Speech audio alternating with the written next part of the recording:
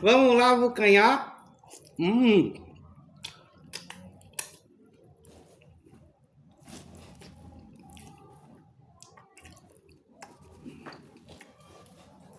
Rapaz, é tanto queijo.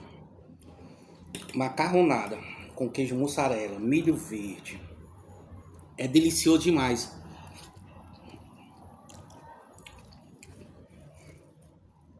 Muito gostoso. Muito saboroso. E vocês aí gostam de uma deliciosa macarronada desse jeito aqui, hein, papai? À noitinha, depois de um dia de trabalho, hein?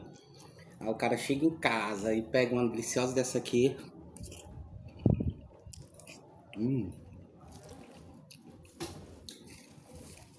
Muito delícia. Vamos comer esse ovinho aqui.